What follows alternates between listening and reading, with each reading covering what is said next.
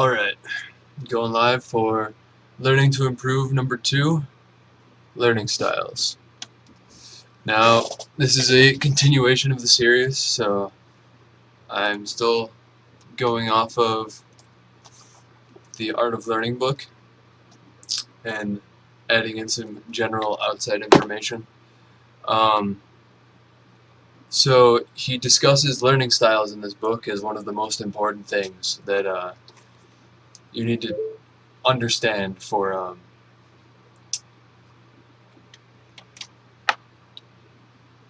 being able to learn properly. And there is 2 learning styles that he talks about in the book, and it is an entity theorist and an incremental theorist. But he also uses the name learning theorist for the incremental theorist, so that's what we'll use. First off is the entity theorist, which a lot of people normally follow. It's what we believe now. It's, well, I'm good at something and I'm always going to be good at that, and if I'm bad at something, I'm always going to be bad at that. And that's what a lot of people believe. They believe that their learning is one entity that will never change, and it's always just there. Now, an incremental theorist or a learning theorist believes that they can learn and that their learning is incremental. They believe that they can improve. They believe that if they face something difficult, that they will improve, and that if they work hard at that, then they will improve. Now, many people now believe that they are believe in an entity theorist way of learning because of how schools are taught. And there's many people out there in many different fields who are against the current learning methods. Particularly one is Alfie Cohen. He's got a lot of good Facebook stuff, or sorry, YouTube stuff. If you have an hour and 40 minutes, I suggest this video right here. And then he also has his own page. He's got books and articles and audio and video stuff. So it's a good thing, good guy to check out. But otherwise, let's get to League. Alright. So an incremental theorist is obviously better, and it's something that we all should strive to work for. Now, an entity theorist is what a lot of people seem to be in League, and that seems to be why a lot of people are being held back. A lot of people believe that because they're in bronze, they, can't improve, and that if they started playing a champion, let's say, they play Nidalee, and the first couple of games they don't land a lot of their spears. Well, they're immediately going to say, well, I'm not good at Nidalee, I'm not good at her spears. And then they say, well, that's her main damage, so I probably shouldn't play her. Alright? Well, that person, maybe a mid-lane main, and Nidalee is a really good champion right now, and you want to play the champions that are really good. Well, if you believe that you're going to never succeed at that champion because you spent about 3 games messing up, then you're never going to play her again, and you're not going to ever improve. But a learning theorist is going to play Nidalee, say, oh, well, when I throw my spears at them, I'm being too direct at it, and I need to lead them. Or that when I'm leading them, I should do it in a direction so that if they walk away, they're going to run into a wall and get hit anyway. And that's what a lot of the good players do. That's just one example. There's many different examples, like, let's say, ADC playing Twitch, like the example I used last video. You play a couple games, you just focus on you only and not anything else, not your matchup, not who your team's playing. You're only focusing on you. You lose your lane the first, 3 games. Okay, well, an entity theorist is going to go and say, well, I'm obviously bad at Twitch. I don't like his invisibility, I don't like his cask, I don't like his poison, I don't like any of it. Even though Twitch is one of the most broken ADCs right now with his ultimate. And that person is going to be denied any use of that great ADC because they believe that they're just not good at it.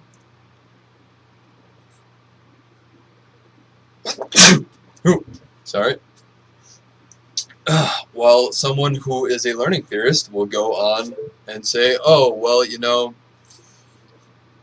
I messed up, should probably play a couple more games, make sure that, my casks were thrown in the right place, make sure I'm getting my CS correctly, all that jazz. Now, how can we fix entity theorists? Well, that's one thing that Alfie Cohen's trying to do, one thing a lot of other people are trying to do. They're just trying to make sure that people learn correctly. Well, being an entity theorist isn't the end of the world. You can fix it. The best thing to do is when you're playing, don't immediately say, well, I screwed up, I'm really bad, shouldn't be playing anymore. Look at what you're doing, look at all of the surrounding circumstances, and then apply what changes could be made, and make sure that you use some sort of scientific method way of doing this. So let's go back to the Twitch example. If they weren't winning their lane, but the first 3 games they played against 2 Caitlyn's and a Sivir, and this player isn't good against the Sivir, so obviously that's a bad one. And then the other 2, the Caitlyn AD range, they're just not good against, so they got a lot of free damage taken. Okay, well that person, if they say, well, I'm bad at Twitch, well, those 3 games, they were up against circumstances that they weren't good against. If they don't look at those circumstances, then they're not going to learn correctly.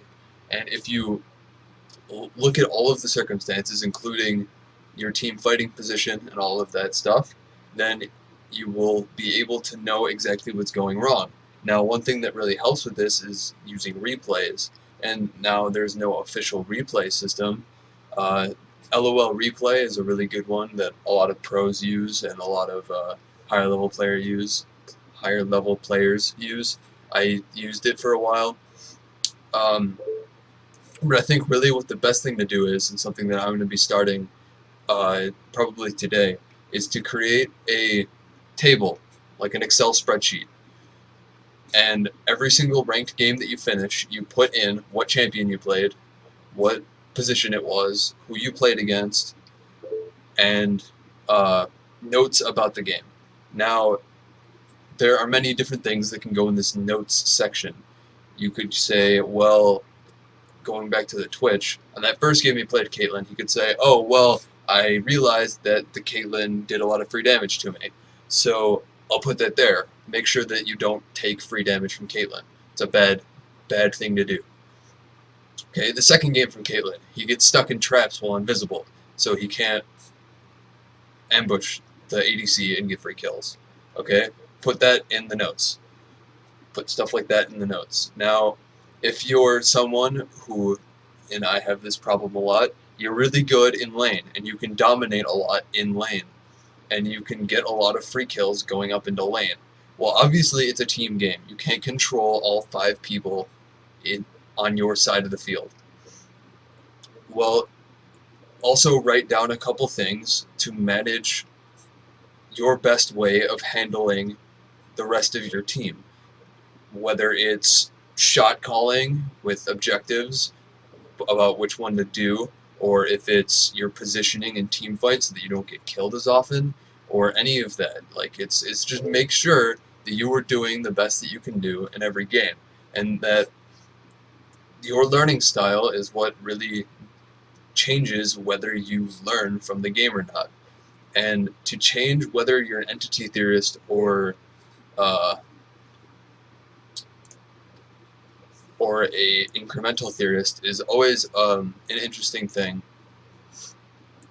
So it's really just looking at it. You have to critically think about the game. So many people, and it's a huge thing in the League community, is that people rage extremely often. So much that Riot has teams of people that handle people that rage.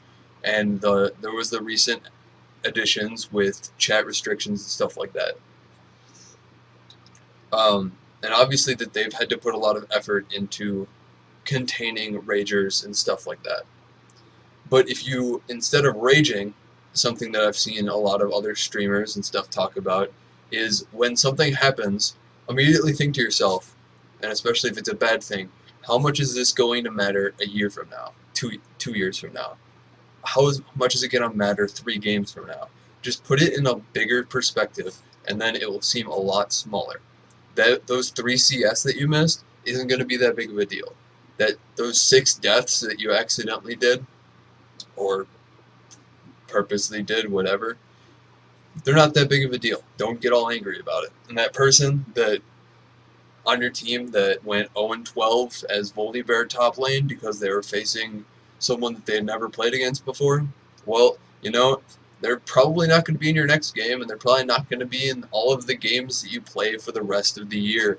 So, you know, make the small things not matter, and the big things matter. Because that game, the entire game, is still going to matter. What you did in that game and what you're taking from that game and moving to the future is what's actually going to matter. And stuff like the Excel spreadsheet and just really stopping while you're playing and saying, hey, this is what's going on, I need to fix it, is what you really need to do. That's really all I've got for my learning styles video. So please check me out on Twitch, same page as here. Going to be streaming tomorrow, probably about 3 to 6 before I do another show. And then from 6 I'll do another show, and then I'll probably stream after that as well. Also check me out at Facebook/MRRobot22, just like on here. Same thing on Twitter, same thing. It's at MrRobot22. Check me out there, give me a like, subscribe, whatever you feel like doing. Okay, so thanks for anyone who watched.